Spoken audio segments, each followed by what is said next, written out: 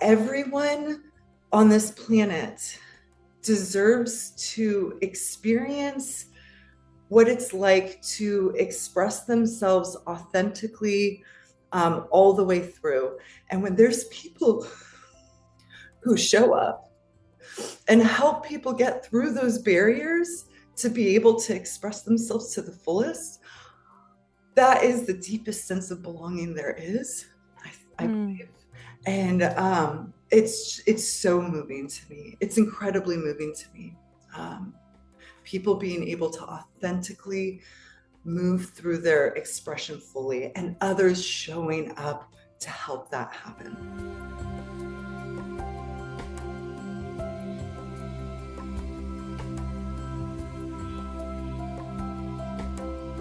Hi there, Heartmind fans and friends. Today I am interviewing Laura. And actually, Laura, I know how to pronounce Shahin because I know this, but how do you pronounce the first part of your last name? Phelan?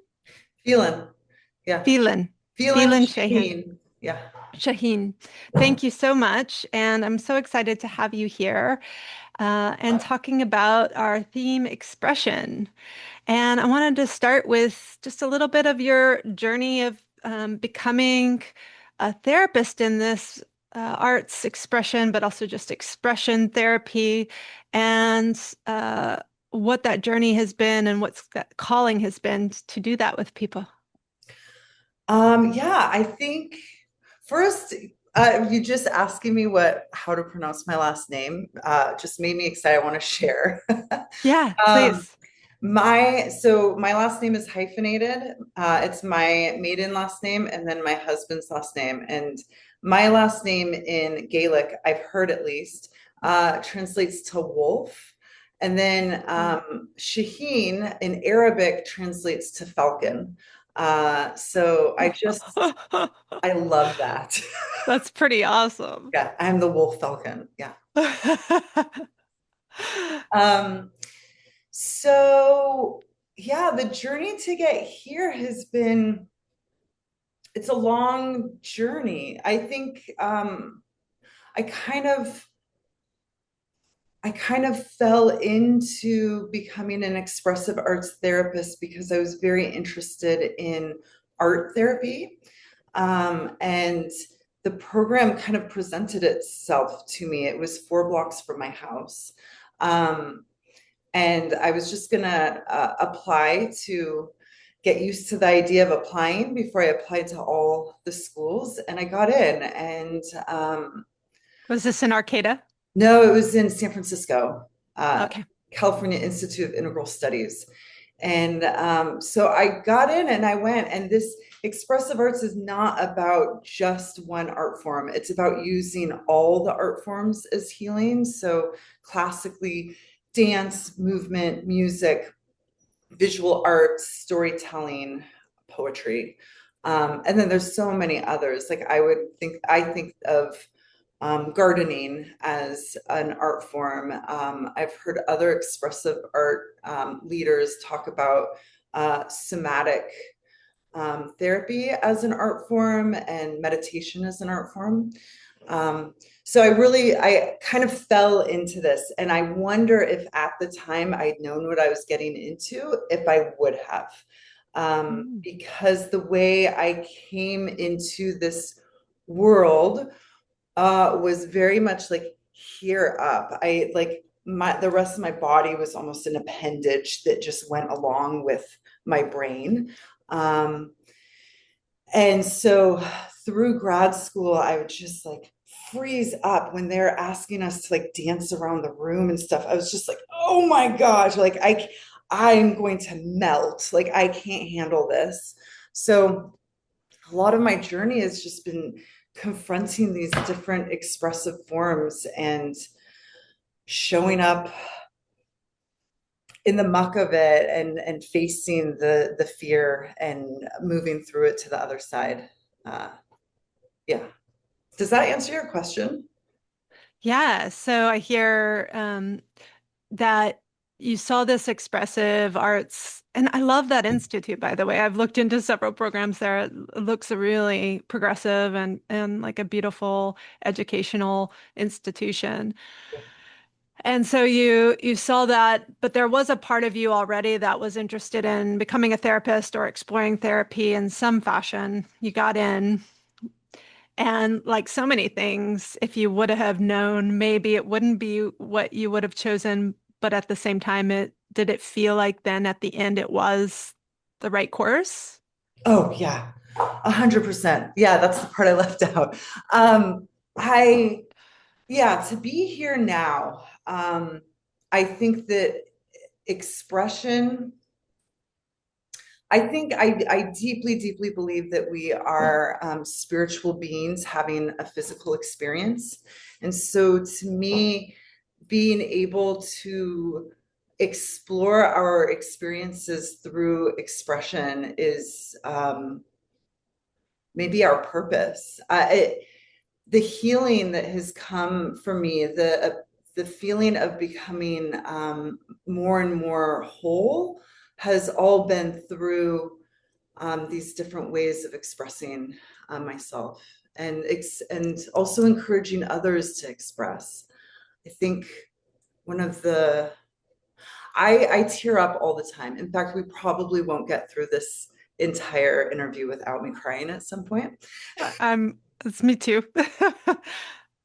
Um, and I, oh gosh, I just lost my train of thought. I forget where I was going.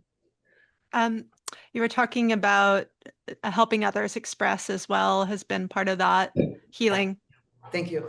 Um, I remember when I was 20 or around that age, before I came into the world of therapy, I remember being in this church service. And by the way, I did not feel a part of. It was something that I had always struggled with. Mm. The religion that I was brought up in, and so I was feeling very a part of othered from everyone else in that building. And they were doing a presentation, and I forget what the presentation was even about, but they talked about this kid who had developmental disabilities and couldn't walk. And all they wanted to do was finish a race. I think it was like the Boston Marathon or something.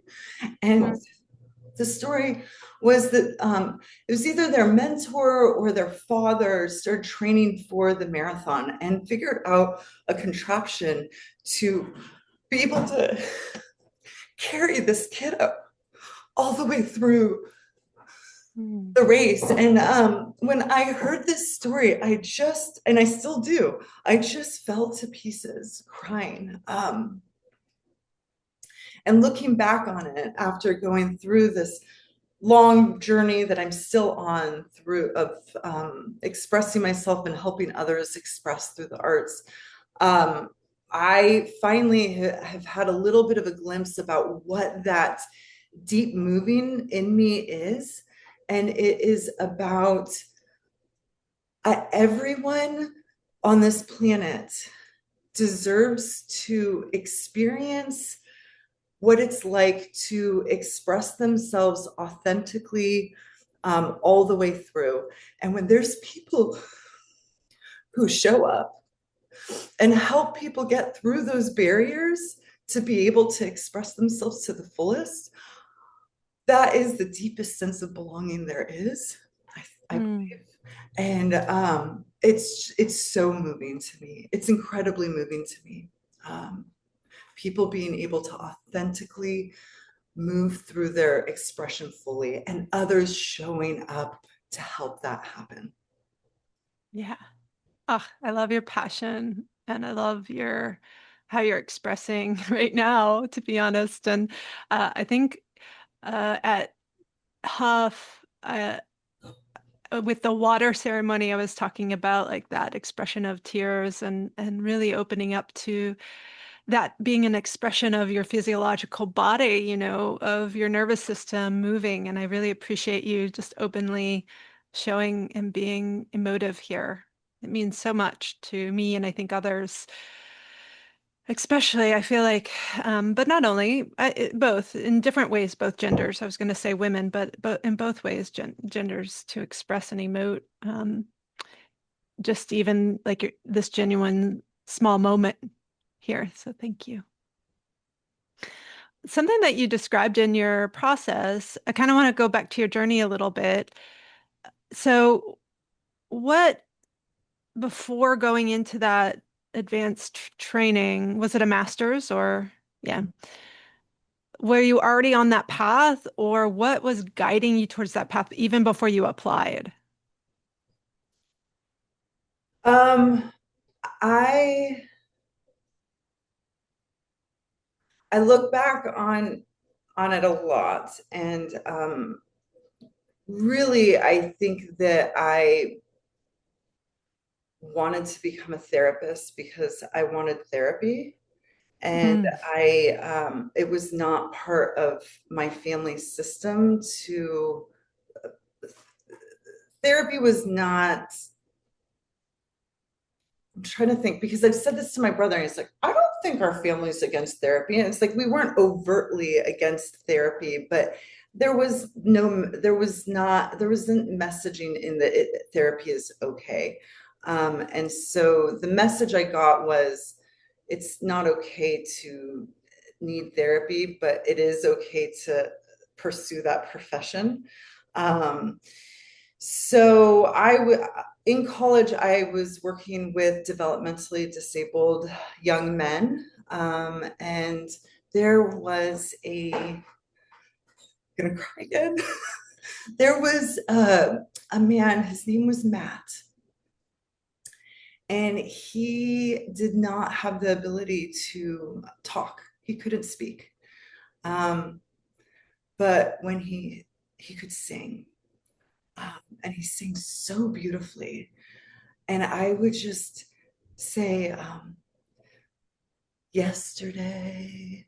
And he would just take that song and sing the whole Beatles song so beautifully and with so much passion and heart. I've like more passion and heart than the Beatles. I just like from the depths of his being. And he couldn't speak at any other time, but he could say every word clearly when he was singing.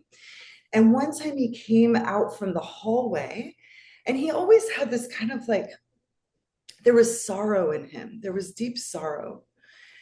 And one time he came out from the hallway and he'd gotten into the band-aids and he'd put band-aids all over his entire body.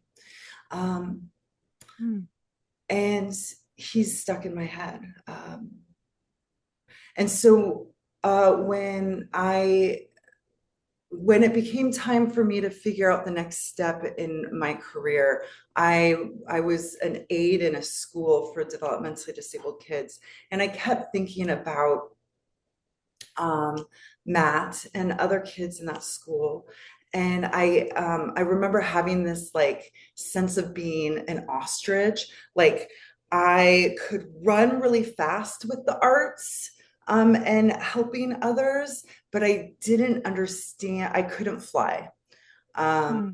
and so I went back to school to learn how to fly with the arts to be able to help others. But yeah, Matt really inspired me. Oh, that's such a beautiful story. Yeah, I can see like um, how that demographic or those folks will need more support maybe to find the avenues for expression and how that could guide you to where you're going.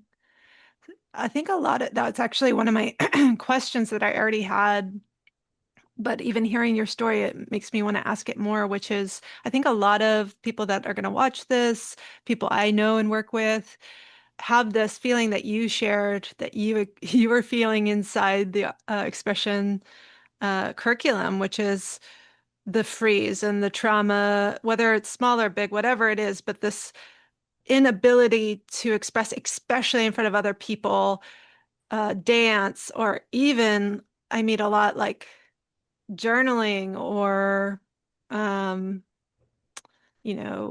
fine arts because it there's lots of blocks, obviously, and different people have different blocks, but there's this kind of contraction that happens. And um, just curious how you work with people or what you might say to people that feel that contraction. And it can be for years, right? If for Yeah, a very long time. absolutely. One, I think I'm still on the journey of being able to fully express freely, without the inner critic, um, right? I shouldn't say without the inner critic, with the loosening of the inner critic.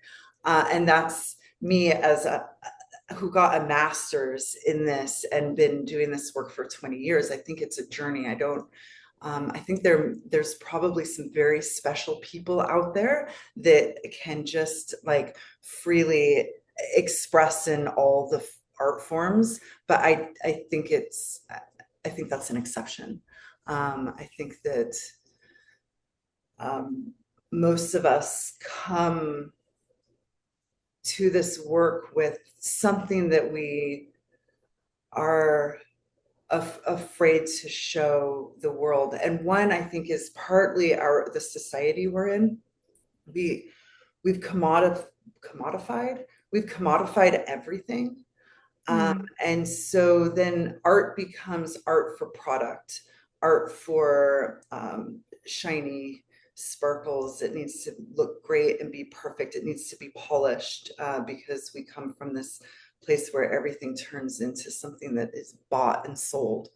Um, and that's not the expressive arts at all. It's about becoming really comfortable with the ugly, the awkward, the all of the expressions.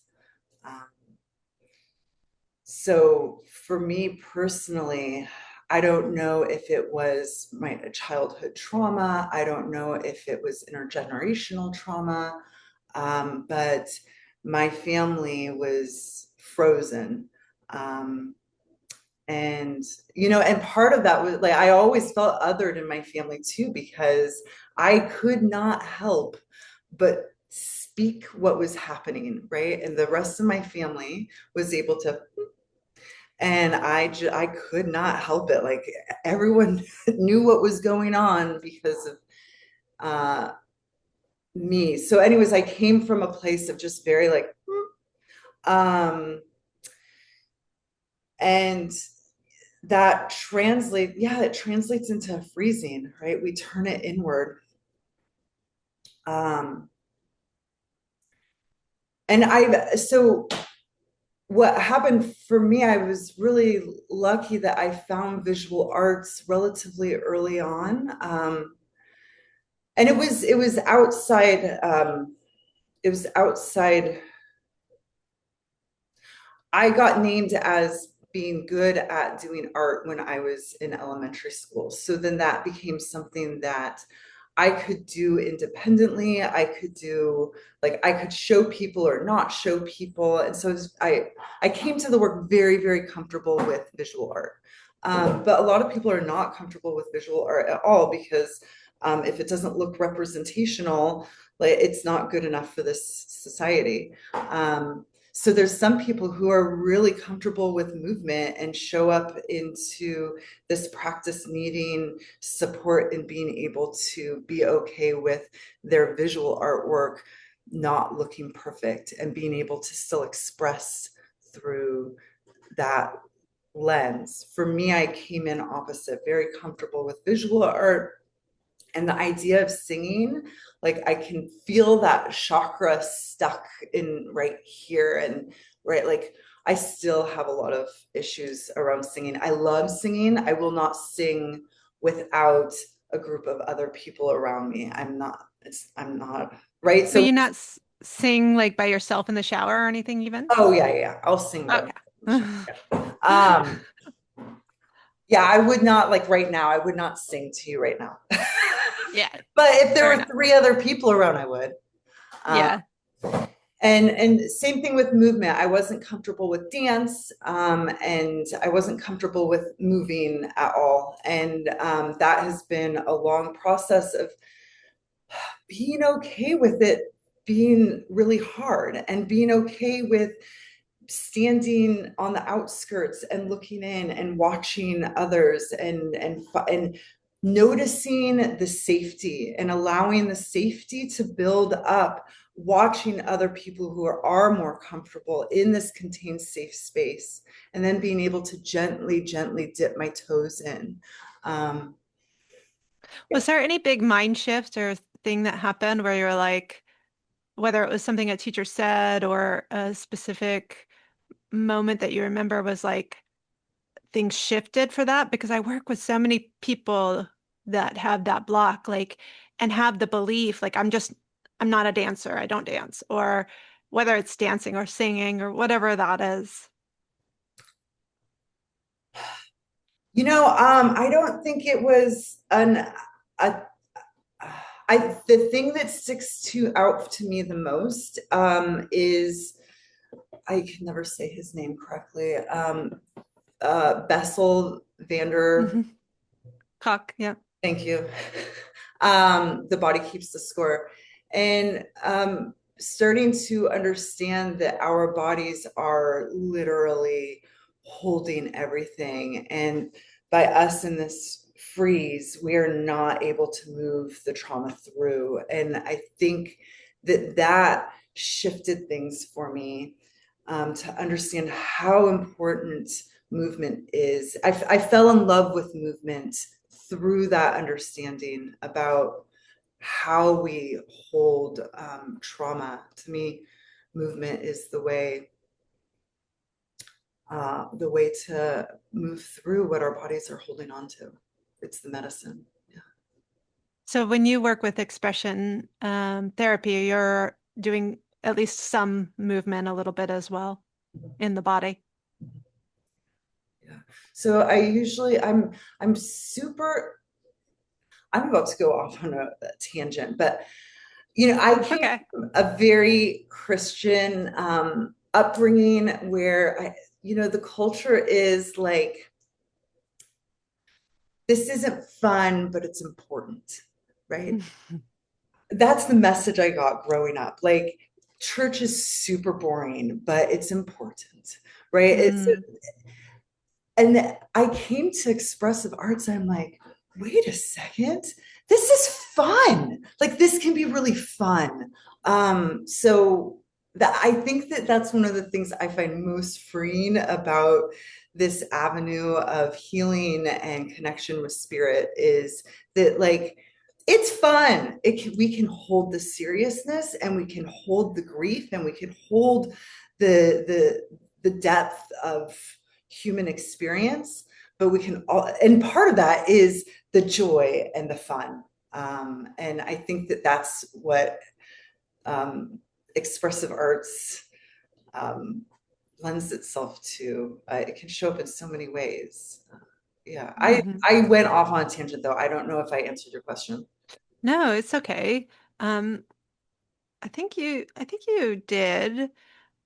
I'm curious just to keep on this. I think the other side of expression, right, and that's what we're hinting at, is there's one side of the coin where you're just allowing yourself to express, whether it's through, and usually that is takes a form, art form, like we've been talking about movement, singing, um, producing on a visual canvas of some sort.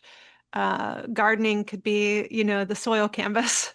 Um, but you're creatively engaging and expressing through some kind of action. But the part that seems to make people freeze is they're already anticipating maybe, and I'd like to hear your opinion about this, but they're already anticipating or see um, calculating how they're being seen in that expression. Yeah, yeah. I think that's what a lot of the expressive work can be about, is shifting and changing our relationship to our inner critic. Um, yeah, when we become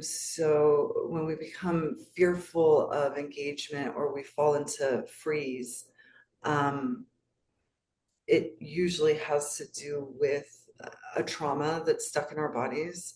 And the way that our bodies protect ourselves from those um, frightening experiences is um, partly developing this inner critic that's, trying to protect us, right? But it can also put us into freeze.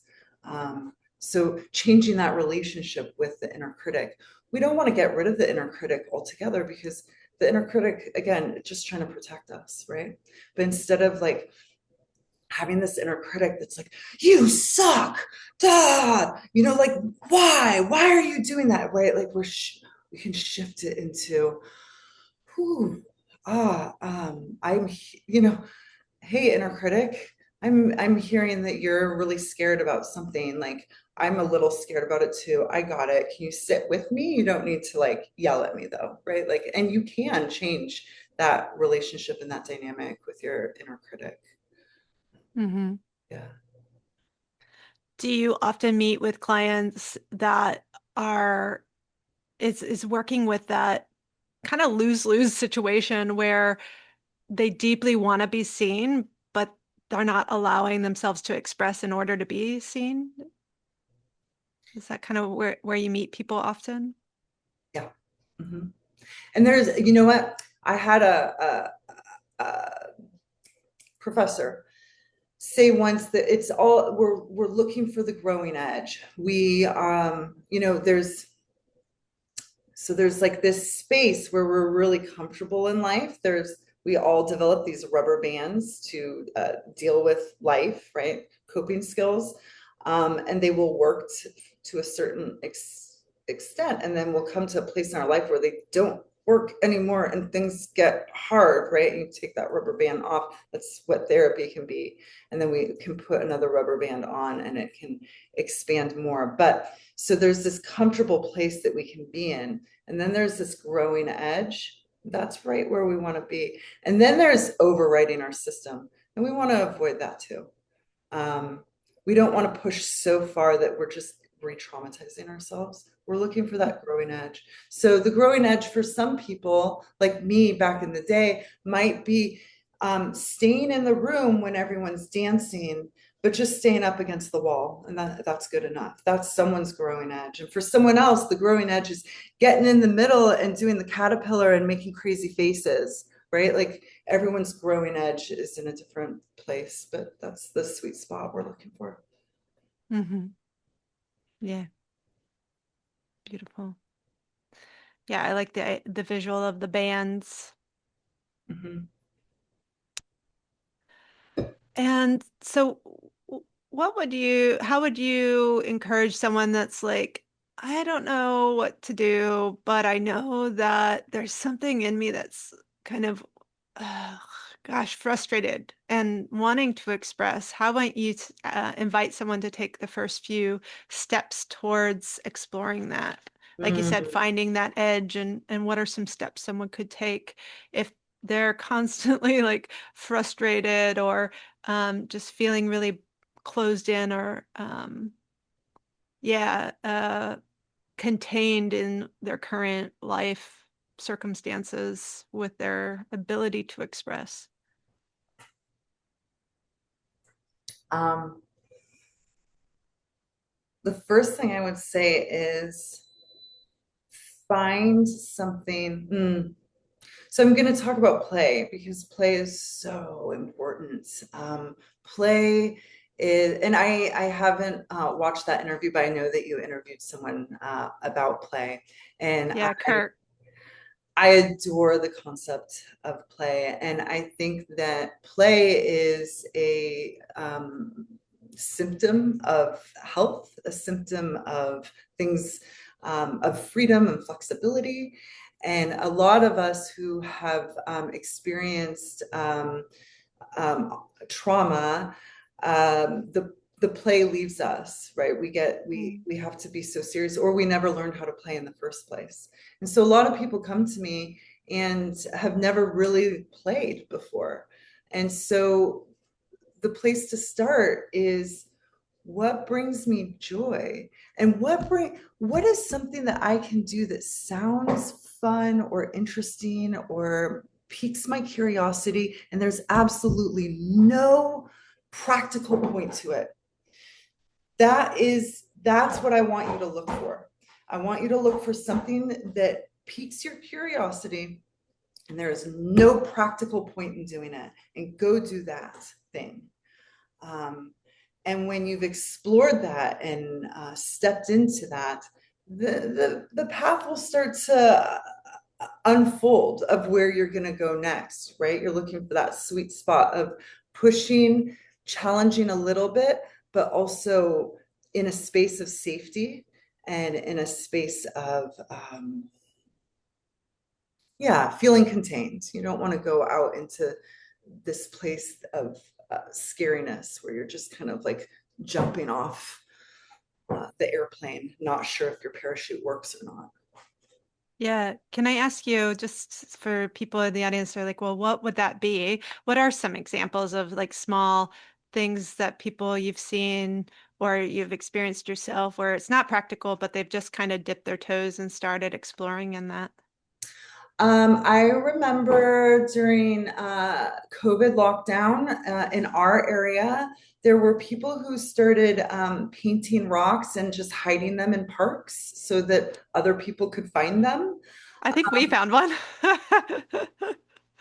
Yeah, And now it's in our lizard's terrarium now. I love it.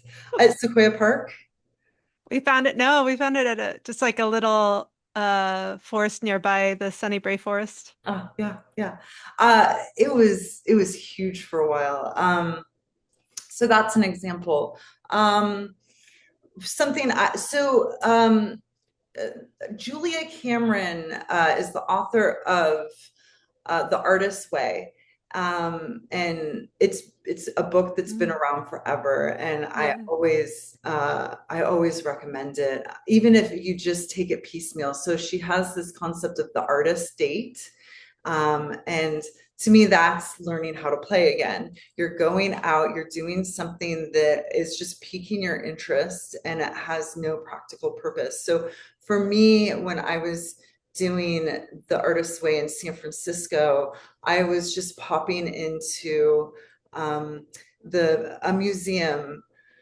I started going to the Asian Museum pretty frequently, the Asian Art Museum, and just popping in and like having a snack while looking at a piece of art and then leaving again. Just like, I am not a gardener at all. So perhaps for me, it would be like just throwing some seeds into the ground and watering it and see what happens. Because, you know, maybe something will grow, maybe it won't. That kind of exploration. Yeah. Yeah. Yeah. Yeah. And then when you start to see people express remind me how many years now you've been working and helping people after graduating and how many years now? I graduated in 8808. I like that number. Yeah. So about 17 years, I think, Wow. in this work. Yeah. Which is Yeah. mind-boggling for me as well when I say that number. So you've worked with, for a long time with different folks. How have you seen when people do start to put this in practice of play and expression and finding avenues to express what they're maybe feeling inside? How have you seen that start to transform them? What do you notice in the transformation in their relationships or their being? Talk to me a little bit about that. Um, yeah, what I start to see is flexibility, more smiles, ease, lightness, um, difficult relationships, finding ease, right? Like you may have always had a very difficult relationship with your mom. And it's not that that relationship is going to magically become like super tight besties, but that friction of difficulty, like feeling triggered every time you're around your mom, may disappear, and you just are able to like be in the same space, right? So there's like that inner critic softens. Um, yeah, there's a connection to joy. And I'm going to go on a tangent again because I think this is one of the most important things around. I've really done a deep dive into polyvagal theory over the last Yeah. year, and I love that theory. And I've met Deb Dana; she's amazing. She embodies the work. You just want to be in her presence. There's an ease and warmth, and really, when you boil down where I'm at this point of boiling down polyvagal theory is there's three main types of energy that all of us have and express. It is low energy or dorsal state, extra energy or sympathetic, and then ventral or like feeling connected to others or spirit or nature. And we're all going to feel the anxiety, the anger, the depression and sadness and loneliness, all of us, Hmm. all day long at different points, sometimes big, sometimes small. It is so important that we figure out how to stay connected to joy and feeling embodied that we are cared for by others around us. Um, and if we can, it's like a super power. If we can stay connected in that way, we can go to the depths. We can go to the hardest places in human experience if we can keep that connection to joy and connection and feeling loved. And that is incredibly important to me. And to me, I think that's really the work that I'm doing at this point, whether it's retreats with mothers or adults finding more embodied expression, or kids figuring out how to just do the social skills and thrive at school, right? That's the underlying current in all of it. And so I think the more we express, the more we feel the grief, the more capacity we have to feel the joy, right? It's Mm. really hard to look at the grief. It's really hard to express that. Our society tells us not to. Our society says, button it up, keep it together. But if we can actually look at it and work with it, all of a sudden the capacity for joy just grows so much. There's a song that I want to share with you, and it's called Joy and Grief by the Bangsons. And that's basically the song is like, let's just keep it honest. There's not a lot of room for grief here. But I notice when I work with grief, when I let it crack me open, that's when the joy floods in. How surprising that that's when the Mm. joy floods in. But there is room for joy if we can have the capacity for all of the feelings. Um, yeah, Yeah. yeah, Awesome. yeah. I'll explain it a little better. Maybe I do kind of episodes that support this interview with my podcast, but I'll talk about it in more depth in one of that. But one of those, when you were talking about the three kind of states of the polyvagal nerve, it reminds me of ancient ways that yoga starts to describe these three ways. And there's just Mm. three major energies in the world, and it's exactly those, right? And they have their own way of describing it, but it's the exact same. And there's different theories in yoga therapy too around kind of staying in more of a clear, connected, like you're saying, state, and that's like where we want to be and making a goal out of that. And I kind of look at it a little bit differently in that, like what you're talking about is honoring all three of them, and they all three have incredible important functions to our system. And yeah, basically just not making like the low energy bad is just part of what we need to survive, really. And then not making the more active energy bad either. What becomes like unmanageable or harmful is if we're in extremes of those.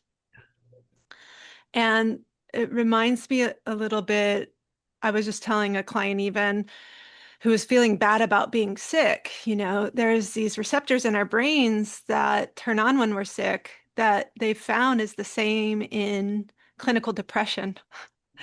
And it's this, in yoga, we'd call it tamas. It's this energy that's telling us, okay, you need to be lower in your energy. You need to calm down, consolidate. You need to contract to um, heal, Yeah, um, which might not feel, joyful or peaceful or, those types of kind of elated or really freeing energies, but you need it currently to balance yourself out.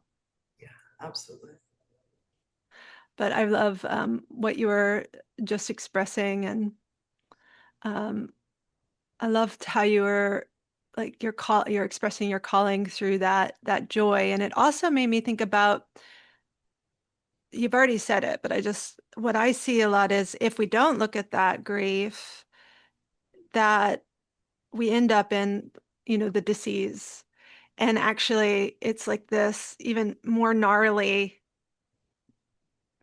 condition or feeling than if we just looked at that thing we're afraid to look at.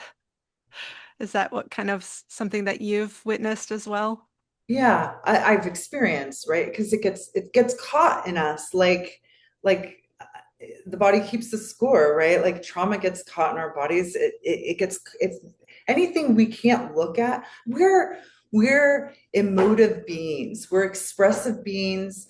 We live in a culture where expression and emotions, emoting is just. I wish we could just like right? Like it would be more convenient if we could just brush it aside. But I mean, these bodies are for experiencing and expressing. And so if we stop it because we're afraid of it or because it's inconvenient, it's just getting caught, right? It's like a Coke bottle that has been shaken up and the lid is on tight, right? We're trying to keep the lid on things literally, and it gets shaken up to the point that at some point it's going to come out in like crazy ways, like, Mm. right? But if we can take the cap off, then it's there with us and we can work with it and digest it. And I wish I could come up with a different fizzy drink than Coke right now. But we get the idea, right? Yeah, yeah, for Yeah, sure. yeah. Mhm. Um, Maybe one more question, and then I'm going to go to my quick fire questions. You had mentioned, that you believe that this is a spiritual um, that we are spiritual beings. And it sounds like spirituality is a big part of your philosophy and how you move through your work. I just wanted to ask if there was any other thing you wanted to say about that, the connection between spirituality and expression, but also any spiritual practices that you would recommend to help us start to play with expression and connection to spirit. Absolutely. So, please help me remember if I don't come back around to it that I want to say something about aesthetic responses. Um, Okay, yeah. got it. So I, for me,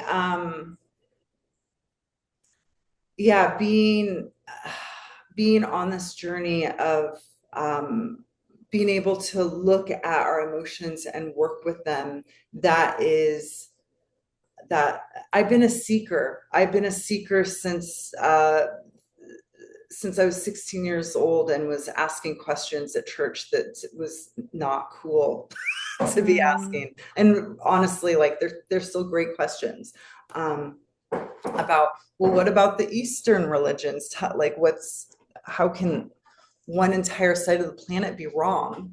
Um, so since then, I've been a seeker looking for what's the path towards enlightenment. And I don't know if I will ever find enlightenment, or maybe I already have, who knows? Um, but to me, being able to authentically show up with what comes up for us and work through it. So to not avoid, to work with it, that is the spiritual practice. And it's guiding. Our emotions are guiding us and teaching us where we need to be, where we need to be going. I had a thing that I don't want to lose, and it's yes, yes. Okay. So for me, what, like, this is my own personal, I think that expression shows up in so many different ways, but for me personally, I absolutely love metaphor, love story, and love animals. So like animal medicine, I am so into it. I think it's so fun. So I am always just like out there kind of paying attention to the interactions I have with animals in real life. And then I play with it. Then I dive into myths from around the world that encompass this animal, and I learn about them scientifically, like their behaviors. And then I draw them, and then I do, I might move them. I then, like, right now I've gotten really, oh, I'm not wearing them today. I've gotten into making fringe earrings, beaded earrings. And so right now I'm working on raccoon earrings.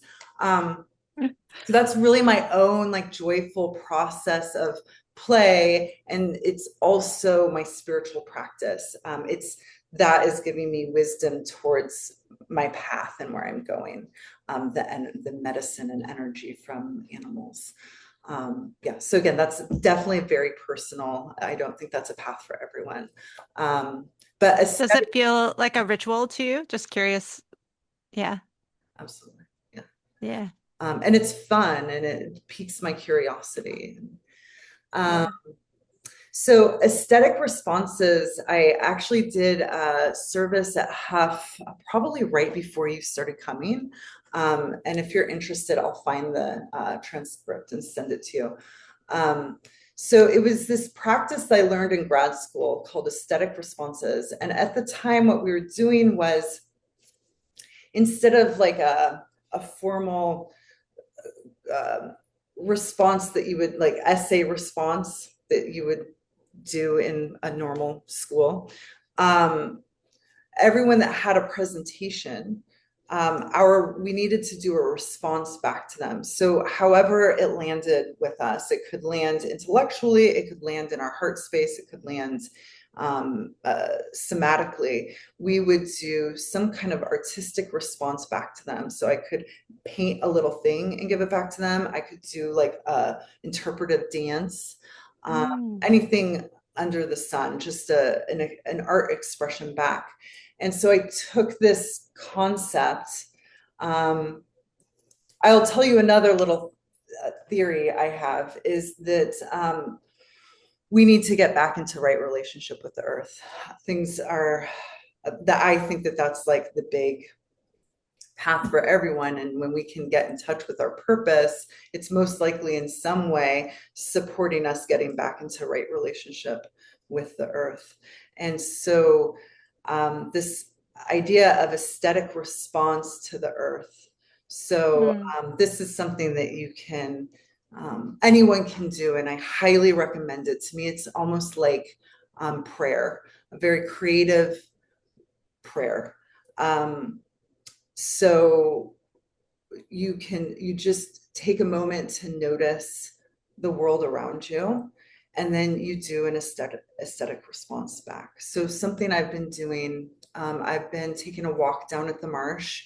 Um, we have a marsh system in Arcata that is so beautiful. It's such a holder, that receptive love, this marsh, and it's the holder of otters and birds and so many plants. And so I like to take a walk there every day, and at the end of my walk I'll do a little movement back to the marsh. So it's my prayer back to the marsh, it's my offering back to the marsh, doing a little creative something, just saying thank you. And that's something that all of us can do in any way. So, you could go to the beach and just lay out some sticks and then watch the water take it back away, or draw in the sand and watch the water take it back away. Any kind of small or big artistic response to nature is mwah. Yeah, I love it. I just love it. It's very inspiring. Laura, thank you so much. Ah, what a really rich, amazing conversation. I can't thank you enough. And I just want to end with asking you a few questions. And I'm going to invite you to just, again, whatever comes first to your mind, maybe it's a word, two words, a phrase, but we'll try to quick fire it if that's okay. First question is, what makes your spirit expand? Growing a sense of belonging through authentic expression. Hmm. Great. And what makes your spirit contract? Right now, currently, corruption. Mm. What is the next destination? It could be a place or an event on your bucket list. I just have to share with you real quick. I just made such a giant face. A tiny little bird just came right up to the window and just said hi to us. That was incredible. Aw. Um, okay. What was your question? What is the next destination, whether it's a place or an event that's on your bucket list? Hmm.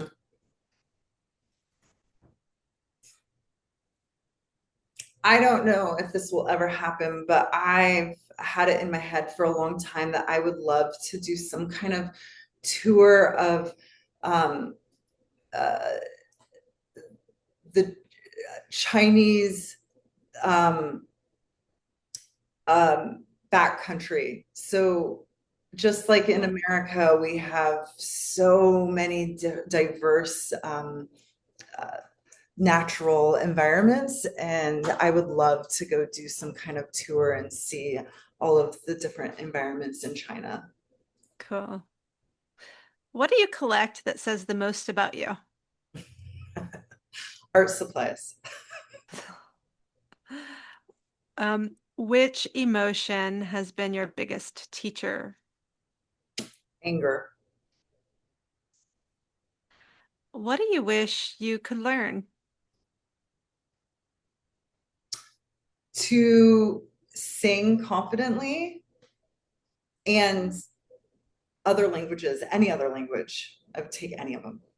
If you could meet your soul before you were born, Mm. what would it whisper to you? And if you could meet your future self 10 years from now, what will it thank you for? Permission to Mm, be myself. thank you. I can't thank you enough for your energy, what you're doing in the world, and for sharing it with me and this audience. I want to bow to you. I see you and all that you're doing. Thank you, Laura, so much. Thank you, Holly. It means the world to me that you see me um, in the capacity that you thought it would be a good idea to have me on. And, uh, and the work that you're doing. You are doing such beautiful work, intercontinental. It takes a lot of energy to do what you're doing, and I really thank you for it. Thanks, Laura.